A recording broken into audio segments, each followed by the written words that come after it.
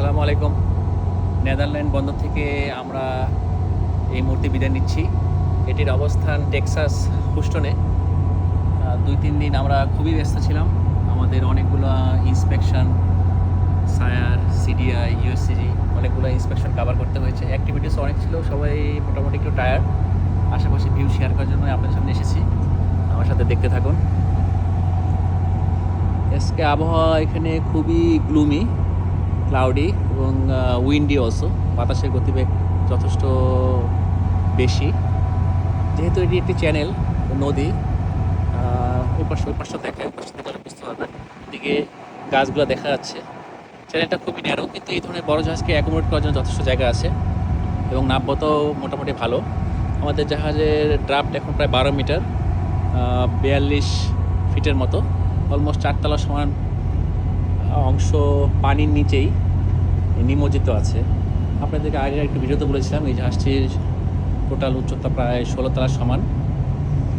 আমাদের পিছনে আরেকটি জাহাজও আসছে, ওটিও বন্দর ক্লিন করতেছে, সমুদ্রের দিকে এগিয়ে যাচ্ছে। আমরা সমুদ্রে যাচ্ছি। আমাদের next destination might be Antwerp, Belgium. ভিডিওতে মোটামুটি বোঝা যাচ্ছে আশা করি। পানি কিছুটা ঘোলা।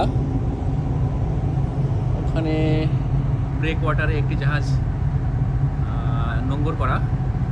আমরাও এই বন্দরে ঢোকার আগে এই ধরনের ব্রেক ওয়াটার নোঙর করেছিলাম। অপেক্ষা ছিলাম যেটি যাতে খালি হয়। যখনই যেটি খালি হয়ে গেছে আমরা ভিতরে ঢুকে গেছি। সামনে চমৎকার একটি ব্রিজ, এখনও মোটামুটি অনেক দূরে, জুম করে দেখাই। এই যে ছোট্ট জুম করে দেখা তাহলে বুঝতে পারবেন, সেটা হলো বয়া। দিক নির্দেশনা দেয়। বয়াটার ডান পাশে নাব্যতা বেশি আর বাম দিকে নাব্যতা কম।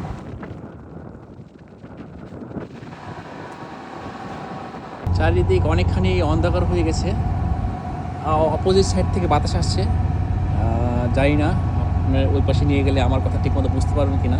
চলুন তারপরে যাই, দেখি ওই পাশে প্রচুর গাছ। কথা বলতে বলতে সামনে এগিয়ে যাই।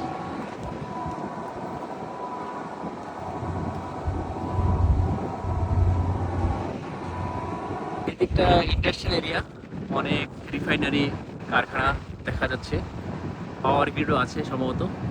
এদিকে নদীর তীরে প্রচুর গাছ, সবুজ গাছ, সুন্দর। আমি অনেকগুলো পাখি দেখা পেলাম, কিছু পাখিকে ক্যাপচার করতে পেরেছি। পাখির ভিডিও করা খুবই মুশকিল, এগুলো এত দ্রুত উড়ে। এদিকে দৃশ্যটা খুবই সুন্দর। দেখেন আমাদের জাহাজ যাচ্ছে, জাহাজে স্রোত বা ঢেউ ক্রিয়েট করতেছে, এটা তীরে যে কীভাবে রিফ্লেক্ট করতেছে। মাশাআল্লাহ, একটা সুন্দর সাদা পাখি, সম্ভবত বক। পিছনে দেখেন আমাদের সাথে টাগবোট আছে। টাগবোটটা দেখেন এক পাশে আরেক পাশে টেনে জাহাজকে নিয়ন্ত্রণ করছে, জাহাজ নিয়ন্ত্রণের বাইরে না চলে যায়।